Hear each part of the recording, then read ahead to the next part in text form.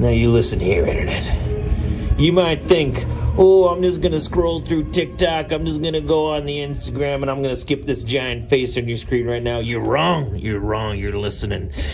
You're watching. You're involved in the Brutally Delicious podcast. And if you swipe away, I'm coming for you. 1, 2, 3, 4. The Brutally Delicious podcast. The Brutally Delicious podcast. The Brutally Delicious podcast. The Brutally Delicious podcast.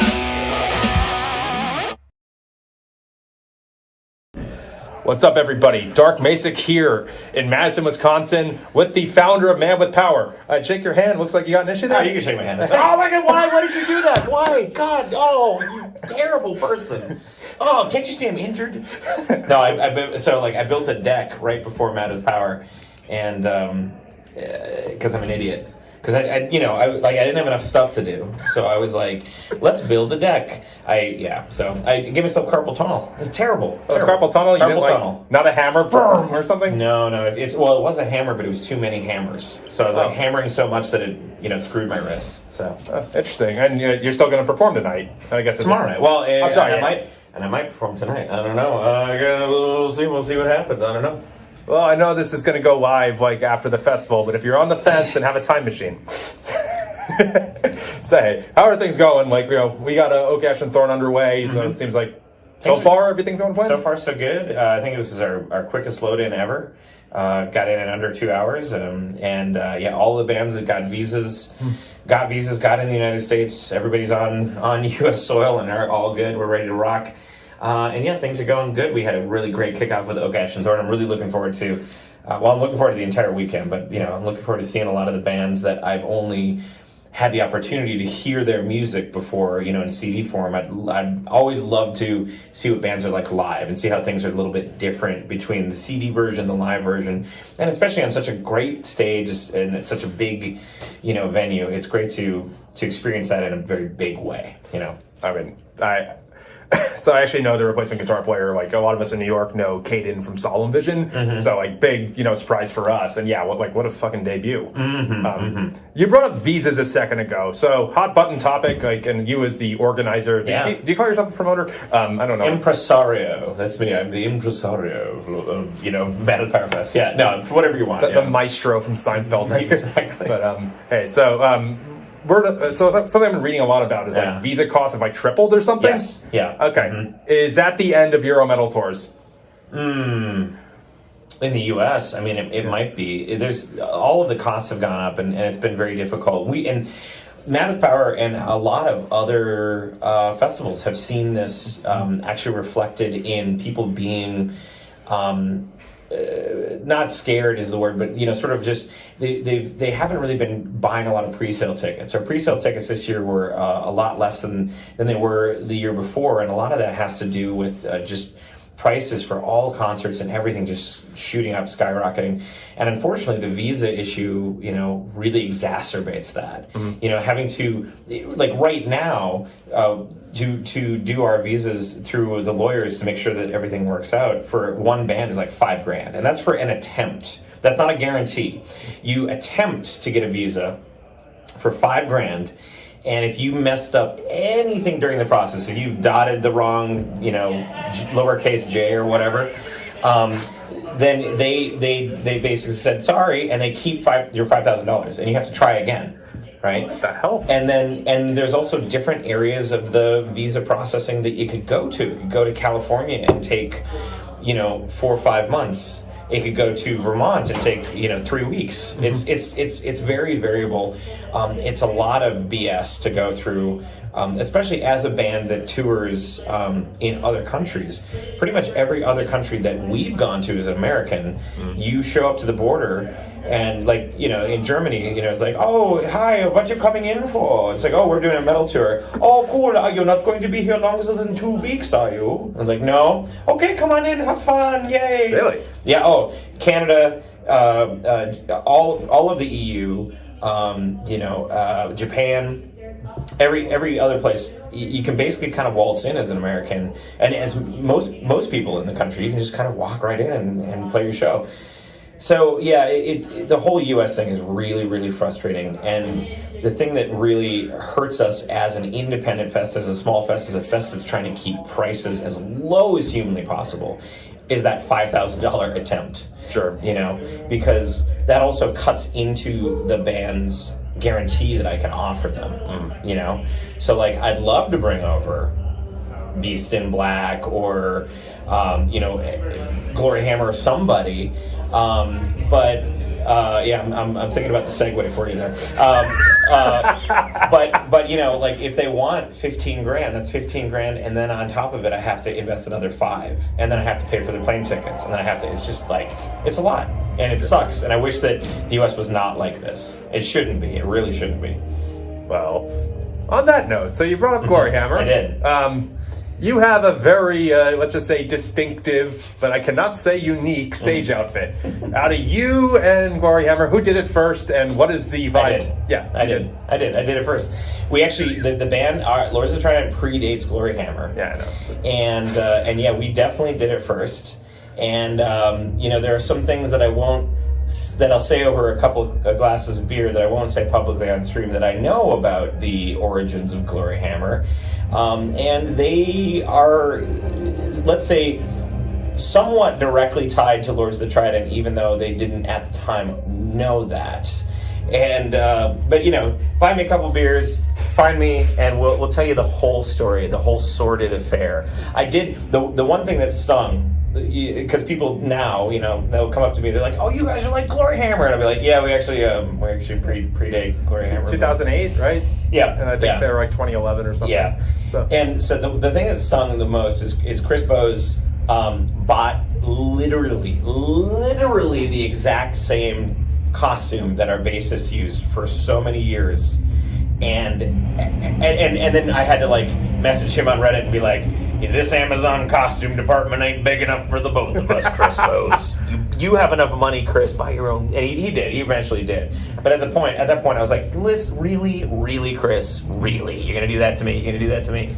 So yeah. So I guess back to the American thing.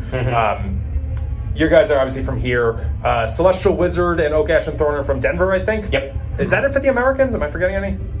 I mean, pretty much everybody else is American except for, well, parts of Glyph, Fellowship, and Anthem, of course. Yeah, of course, Anthem from Japan. Yeah. So, with visa costs going up, and I guess it's like a big jumble of thoughts here. As dude who's been into power metal, I've always thought I would have to either wait for the one tour a year that would, suit me, like Rhapsody's last year, or go to Europe. Yeah. Is America finally catching up? Well, I'd like to think that, as a power metal band that's been around long enough to be in like the weight class of what you call like a medium tier power metal band, I'd like to think Lords of the Trident is just kind of like getting there. We all, there's like 10 to 20 of us, and we all know each other, and we're all friends. And I think I've always said this to people. I think the way that we get power metal to be more popular in the U.S., to rise up, to come back in a way, is essentially to make the ground fertile for it. There's a lot of death metal in the United States. There's a lot of like butt rock. There's a lot of stuff like that, right?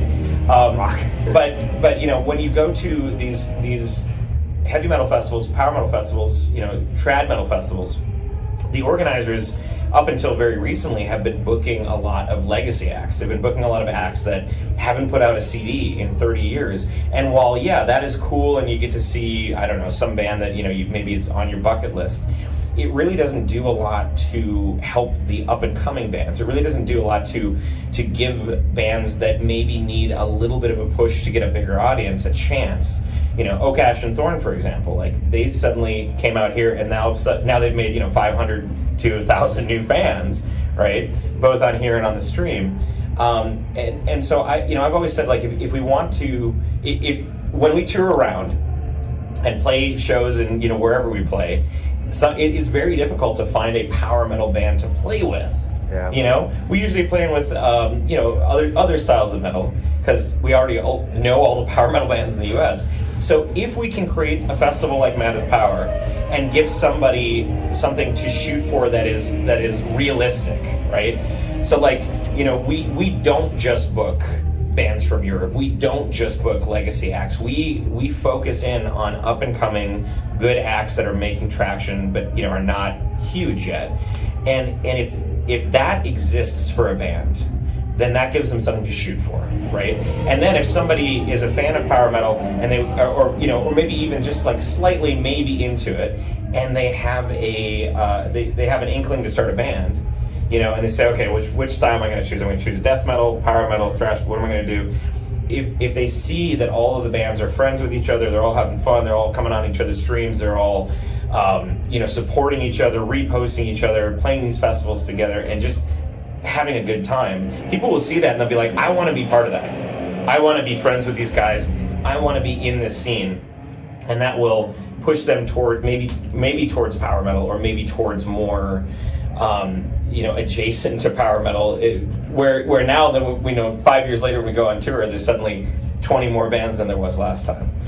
So I hope that Mad with Power and the things that we've done here are sort of planting the seeds for the trees under which we won't sit, but the next generation will.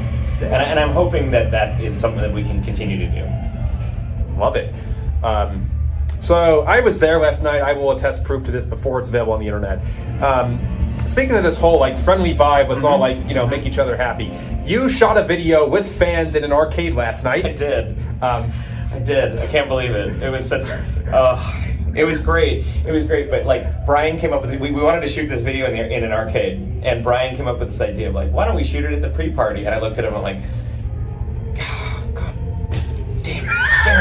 God, why are you mad about this? Because it was such a good idea. It's such a good idea.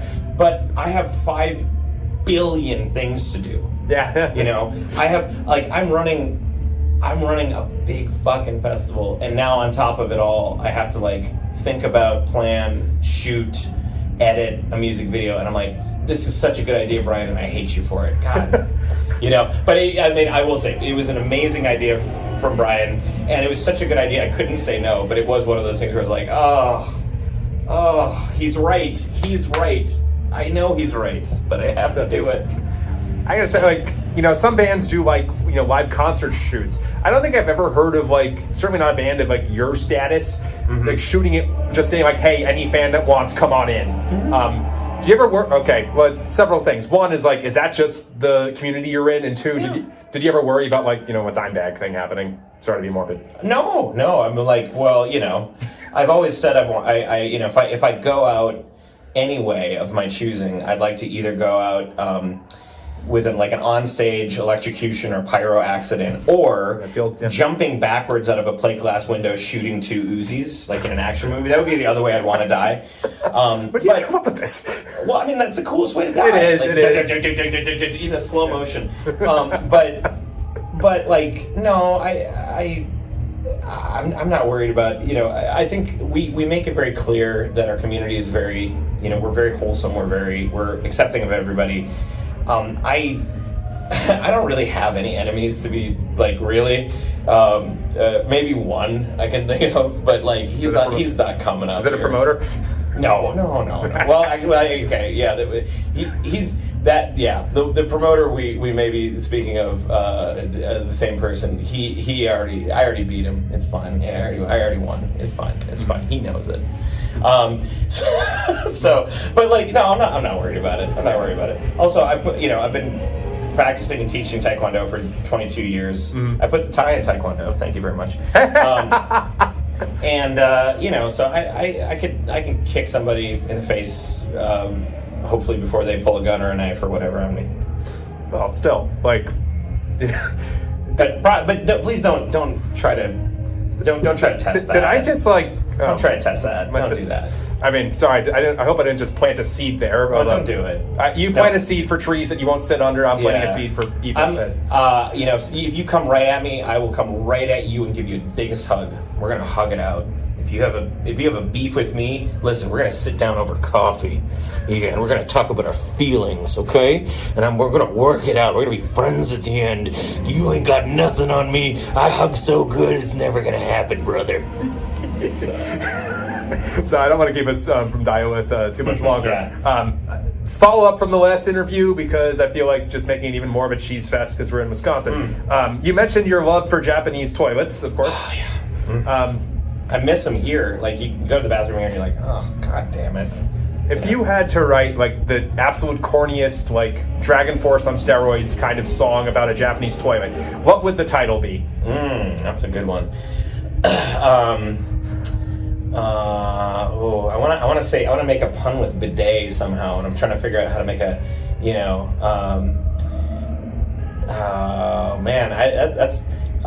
that's tough. I'd have to think about that. I either go, but I do a pun on bidet. I do something with Toto because they're the best toilet manufacturer. Maybe something very sort of Twilight Force. We'll say like the effervescent spray, or the waterfall of cleansing, something like that. That could be it. Waterfall of cleansing. Something